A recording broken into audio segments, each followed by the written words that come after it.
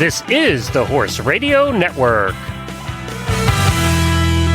Greetings, everyone. Coach Jen here, and thanks for tuning in to Horse Tip Daily, episode 1451.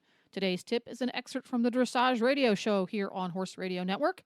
Show hosts Philip Parks and Reese Koffler-Stanfield are joined by Jennifer Williams, who has some interesting advice on using groundwork as part of your daily training routine. And we'll get right to our tip after we hear from our sponsor, Wintec Saddles. I would like to thank Wintec for being such an awesome sponsor of the podcast. Jen rides in one, I ride in one. I'm sure Wendy has one. Why don't you tell us a little bit about the Wintec? All right. Well, if you're looking for a saddle that's affordable, durable, and comfortable for you and your horse, it sounds like you're looking for a Wintec. Wintec saddles combine world-leading innovations and high-tech materials in lightweight, weatherproof, and easy care saddles. The comprehensive Wintec range offers not only cutting-edge design, but also reaches new standards in fit, comfort, and performance benefits for both you and your horse. It's easy to see why Wintec is the world's #1 synthetic saddle brand. With styles for any discipline and conformation, there's a Wintec saddle for you. Visit wintecsaddles.com today to view Wintec's full range of saddles and reach a new level of comfort for you and your horse.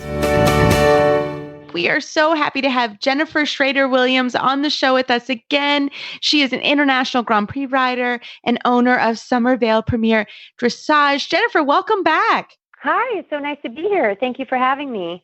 Well, you have a great tip for us this week, which we have never had before. So I'll let you get started. Yeah, I just thought a really nice tip would be to focus on a few minutes of groundwork every day before your riding session. I often see people come in the arena where the horse, first off, bowls them over at the mounting block sometimes. Yeah. And secondly, once they get on, maybe doesn't necessarily walk off, doesn't really go in front of the legs for a few minutes, and maybe runs through their hand right off the get-go. And so some of the things that I've learned in my many years of trying horses for sale or getting horses in that are for sale, that I want to test a few things on the ground first. And really, I do this because it is for my safety, and it really saves my body. And this can be a really short test. It does not have to be an elaborate session. But literally, if I just go and cluck to the horse, this is on the ground, I'm standing next to him, I might even hold the reins up by the wither as if I'm close to a riding position, and I'm walking along the side of the horse. I cluck to the horse and I just ask him to trot. And right there, I generally will have a very good feel if he's going to tell me absolutely not, or if he's going to run me over. So I trot the horse for a few steps, and then I halt the horse. And when the horse halts, again, does he stop with me at my shoulder, or does he just run me over? And so this can be very simple: cluck, trot, halt, the horse doesn't run you over. And when you establish that foundation on the ground, it truly carries over into the saddle. And it's also a really great precursor to what we're going to do when we start the horse in hand, and starting with half steps down the line. I just start to bring that pressure a little bit more contained, and my cluck means go, and my body means don't run me over. So it's just one of the tips that I check in on, and I've found myself to be feeling a lot safer in the saddle on a horse I don't know when I test those two pieces before I get on. Yeah, I think that's really great, because a horse that will kind of push you around while you're trying to lead them, or just in the stall or in the grooming stall, like, they have to have manners. Otherwise, you're not setting a good tone. You're not setting a good tone for when you want to get on top. And then, you have to be the boss kind of, or a good leader. I'm going to say you got to be a good leader all the time. Yeah. And I'll say too, it just, a few minutes of that work in hand really warms up their back. And it gives you a completely different feel when you get on them, that they already feel like they're ready to go in front of the leg. They already feel like they're ready to be softer in the contact, and a little bit more access into their hindquarters. So it's just something, I've learned it the hard way. Like, many things in my life, but I've gotten on horses that I haven't tested and said, hey, let's get forward. And I've gotten a surprise every now and then of their opinions of that. So it's just something that I can get that test down to about 20 seconds up to the mounting block. And I don't always trot and I don't always halt, but I test that I could. And that's a little bit more down the line, but it's just a lot of horses feel like we're in a good communication and sets a good tone for the ride often. Well, and I have to be honest, I've been bucked off getting on a horse. It was my own horse, but I've been bucked off getting on. So I think this is such a good thing. I kind of do this myself because I learned the hard way. And I think it's really important. I've learned that exact lesson as well.